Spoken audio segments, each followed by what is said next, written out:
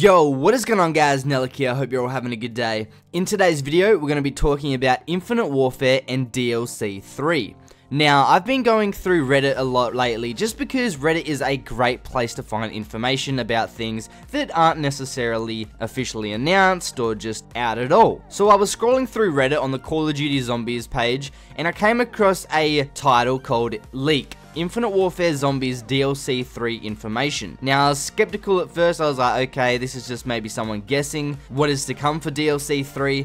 But then again, I thought, this is Reddit. This could be true, and a lot of leaks have come from Reddit. So I clicked on it, and before I tell you all this information, which I believe is 100% true, the guy who posted this thread is pretty much the same guy who has leaked material for IW in the past and all the World War II marketing materials that we saw earlier in the year. If you keep up to date with that stuff, I'll show a bit on screen right now so you guys can see. But yeah, this guy has posted leaks before that were 100% completely legitimate. So just by going off how many times he's been right, I'm just going to assume all of this is correct, and to be honest, when you read it through, it seems to be so goddamn true and right, and you'll see why just in a second. So, DLC 3 for Infinite Warfare. Now, this is only for zombies, so sorry guys if you're looking for the multiplayer maps. He did not mention this in this certain type of thread, just because it was the Call of Duty Zombies part of Reddit. But anyway, DLC 3, what would the zombies map be called?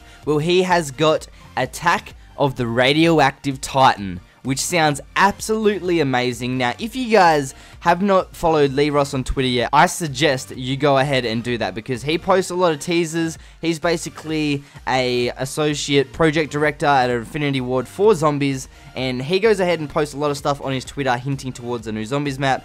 And just recently, he went ahead and posted a sneak peek at the DLC 3 poster.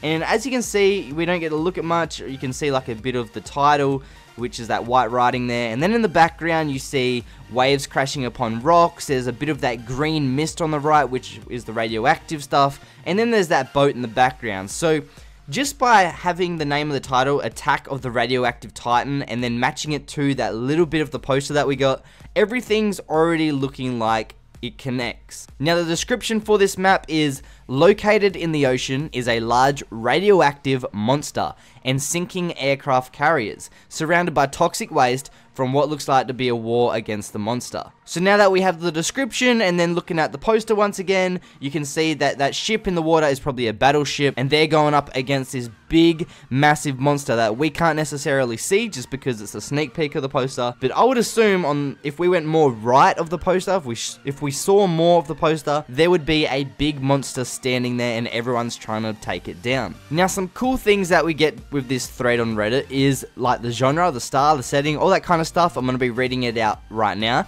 So the genre is Japanese kaiju film. I'm not sure if I said kaiju right, but I wasn't necessarily sure if I knew what that meant, so I had to look it up on Google, and Wikipedia said, kaiju is a Japanese film genre that features monsters, usually attacking major cities and engaging the military and other monsters in battle.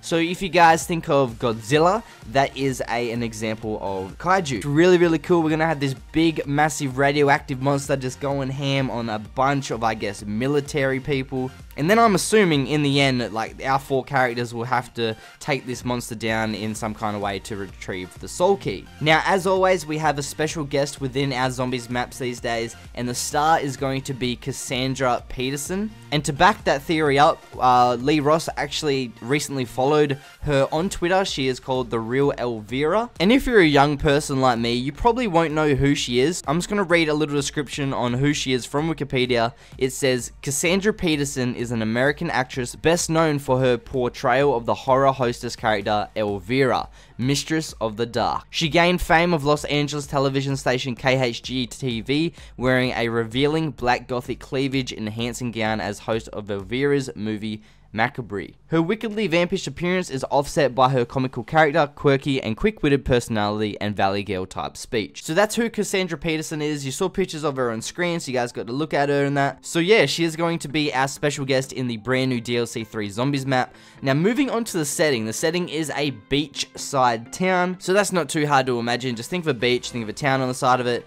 Now, I assume it's going to be a pretty small town, just because I doubt they're going to have like some massive like town on the side of a beach, because it's a zombies map. We're not going to be exploring all of the map. Now, obviously, there could be parts of the map we can't access, and we can just see more of the town in the background, but I assume it's going to be a pretty small, close-kept town. Now, for the weather, it's just going to be a clear blue sky day, which is pretty funny because all this war and stuff's going on, and it's just the most beautiful day ever. Now, the power. The way we are going to turn the power on this map is with multiple switches. So we've done that before in the past. You just go around the map, you turn on all the switches, and then eventually, after about 4 or 5 switches, you will have the power fully turned on. Now, the cool thing is, because we'll probably be set so far back in the day, maybe like 1950s, 1960s, until the power is turned on, it is going to be in black and white. Now, I hate black and white. I'm not going to lie. I'm going to be rushing for that power as soon as possible to turn the power on and get color. But yeah, I mean, it is a cool little thing they've added to the game, black and white, and it'll add a bit more to the setting and just what's going on. I don't know. I'm half and half about that one, but then again, it's always good to see new things in games. Now, for the perks, we have all the normal perks, but we also have Dead-Eye Dewdrops, and I think we saw that in the last Zombies map that we had, the Dojo one. I've completely forgotten what it's called. Shaolin Shuffle, there we go. I'm pretty sure there was Dead-Eye Dewdrops in that one. So that will be returning in Attack of the Radioactive Titan, which is a cool thing to see. Now for the art, and this is going to go back to the poster that Lee Ross leaked. So the poster is pretty much a comic style poster featuring Cassandra Elvira, which is her like stage name, Peterson, and the radioactive monster. So the radioactive monster, Elvira, they're going to be standing on the beach. Probably she's captured by this beast, or she's in trouble by this beast, and we got to save her and all that. But yeah, that's what the poster's going to look like. We're going to have a beach setting, radioactive monster, Elvira, and then a bunch of like military trying to take this monster down. So you get a pretty good idea of what it's going to look like. Now for the Easter egg. The Easter egg, to retrieve the piece of the soul key, you have to help Elvira. Now, Elvira is Cassandra Peterson, right? Alright, so I'm referring to her as Elvira right now because that is probably what she's going to be called within the game. Now, like I said, to get the soul key, we have to help Elvira, who is located in a radio tower on the map, and you basically just have to help her escape the film. So that's all it says for the Easter egg. There's not too much, doesn't tell you how to do it or nothing like that, so it doesn't ruin it. Just tells you what we got to do. Now, the last thing that we get to see on this thread is the characters, and we're going to have the same 4 characters like normal, like AJ, Poindexter, Andre, Sally.